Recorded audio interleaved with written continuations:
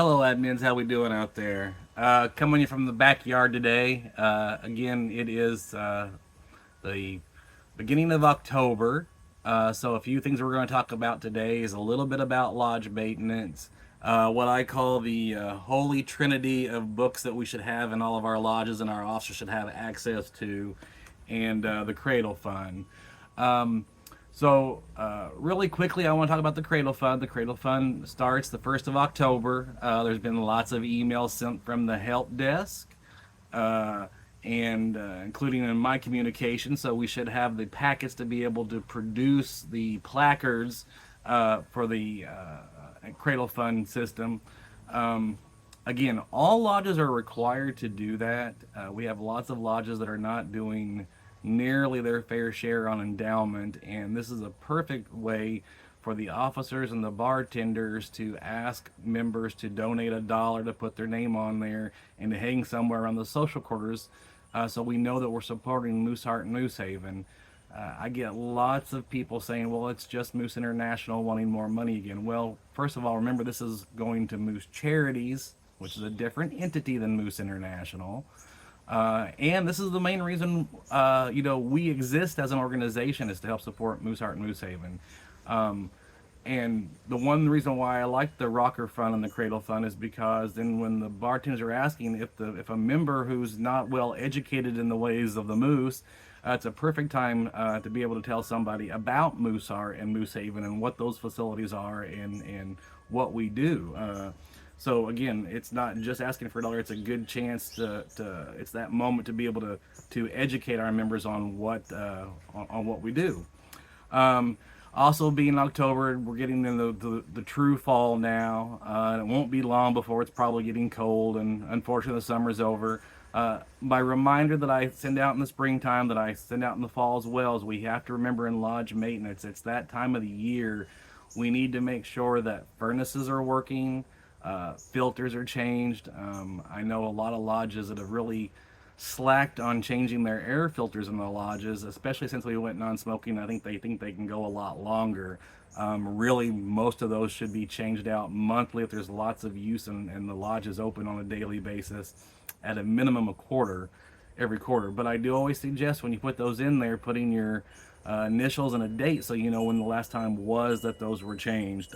Keeping those changed puts less stress on our furnace and air conditioning systems.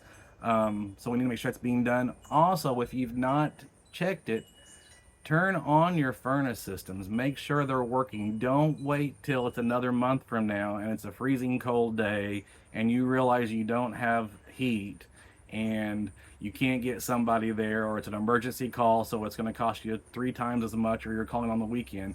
If it's not working now and you realize it's not working, then you can call an HVAC system company and have them come at their leisure to come and look and do maintenance. It doesn't hurt, again, even in the springtime, to do those air conditioning units and having them cleaned out. And I prefer them be cleaned out professionally. If someone in the lodge is doing it, just make sure they kind of know what they're doing, because we've had way too many people tear up equipment when they don't exactly know what they're doing.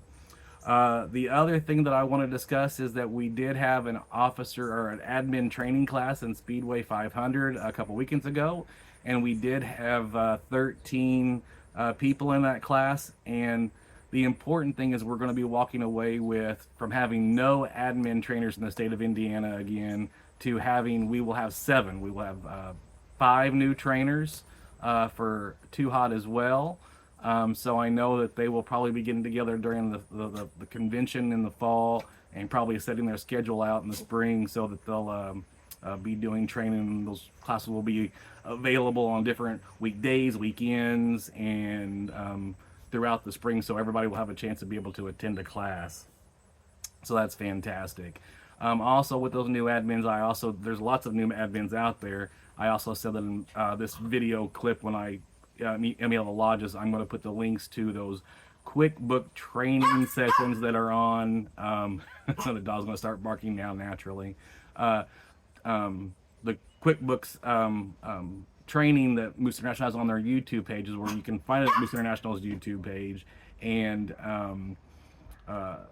the links, I'm gonna go ahead and put them in the emails. You can view those. Again, those are up to date except for a couple of things, and since those have been put out, QuickBooks Online has changed where a few things are, but the processes are still the same.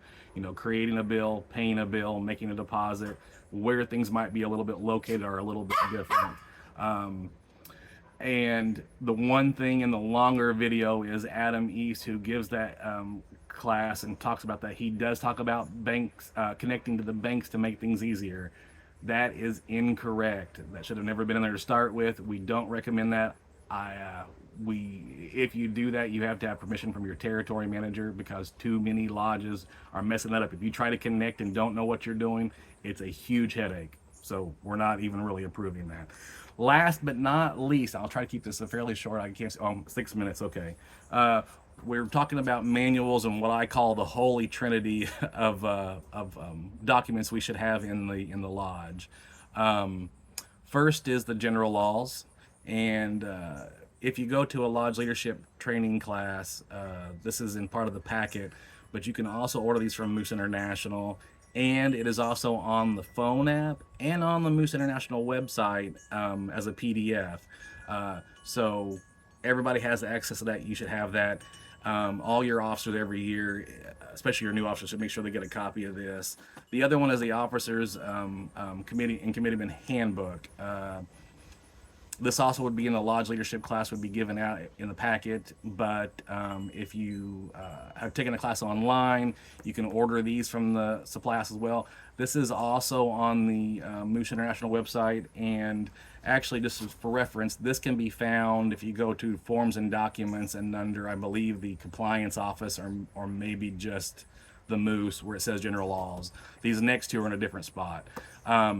The officer's manual, the reason why I like this one is it covers a lot of things, especially in the social quarters, and it puts a lot of things in common terminology. It's not legalese, so it's a little bit easier to understand, and there's a few things in there that's not in the general bylaws, because when the bylaws were made, there some new laws, some new procedures were not around, dealing with the business world nowadays, compared to when the general laws were first made up.